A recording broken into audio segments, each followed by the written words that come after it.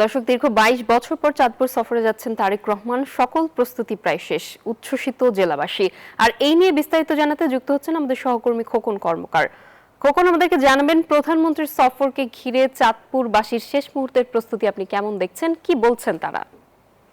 নাফিসা, প্রধানমন্ত্রী তারেক রহমান দীর্ঘ ২২ বছর পর কিন্তু চাঁদপুরে ১৬ই মে শনিবার তিনি আসছেন। তার আগমনকে ঘিরে চাঁদপুরের যে ৪টি জায়গায় সমাবেশ হবে। পদ্মা সেতু, মেট্রো রেল এবং এলিভেটেড এক্সপ্রেসওয়ে নির্মাণের গর্বিত অংশীদার বসুন্ধরা সিমেন্ট। আপনি দেখতে পাচ্ছেন যে আসলে এই যে তারা কিন্তু এই বৃষ্টি ভেজা রৌদ্র উপেক্ষা করেই কিন্তু তারা কাজ চালিয়ে যাচ্ছেন। আমি আছি চাঁদপুর সরকারি কলেজ মাঠে, যেখানে তিনি ফ্যামিলি কার্ড বিতরণ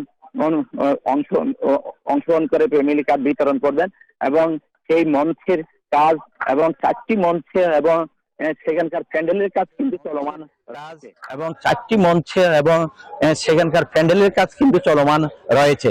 এছাড়া আপনাকে জানিয়ে রাখি, তিনি শনিবার সকাল 8:30টায় বাসভবন থেকে চাঁদপুর উদ্দেশ্যে রওনা হবেন এবং 11:30টায় সে কুমিল্লার বরুড়া উপজেলা লক্ষ্মীপুর বাজারের পথসভায় কিন্তু তিনি সেখানে সমাবেশে যোগদান করবেন। এরপর 12:30টায় কিন্তু চাঁদপুরের শাহরাস্তি উপজেলা সেখানে খদ্দ খাল উদ্বোধন। এরপর 1:45টার দিকে সেই সদর উপজেলা শাহ মাহমুদপুর ইউনিয়নে সেখানে তিনি বিশ্ব খালের পুনঃখনন উদ্বোধন। এর পরপরই তিনি বেলা 2:30টার দিকে তিনি সার্কিট হাউসে মধ্যাহ্ন বিরতিতে তিনি অংশগ্রহণ করবেন।